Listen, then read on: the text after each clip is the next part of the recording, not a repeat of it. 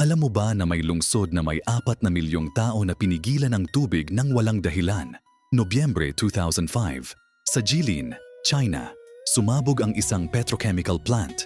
100 tonelada ng benzene, isang mapanganib na chemical, ang bumagsak sa Songhua River. Nagsimulang lumutang ang lason patungo sa Harbin. Pero hindi sinabi ng mga opisyal ang totoo. Ilang araw silang nagbigay ng malabo at walang kwentang babala. Sinabi nilang walang panganib.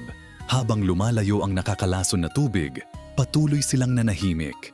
Pagkatapos, biglang pinutol ng gobyerno ang supply ng tubig sa buong Harbin. Walang paliwanag, walang katotohanan.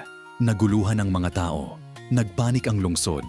Nalaman lang ng mga residente ang tunay na nangyari nang maitulad ang balita sa buong mundo. At nang makarating na ang lason sa Russia, hindi na kayang itago ng Beijing ang katotohanan. Ang pagputok ng pabrika ay isang aksidente, pero ang pagtatago ng gobyerno ay siyang nagpalakas ng pinsala. Mas maraming tao ang nalantad. Nawasak ang tiwala ng publiko. Minsan, ang katahimikan ng mga may kapangyarihan ang pinakamapanganib na bagay sa isang sakuna.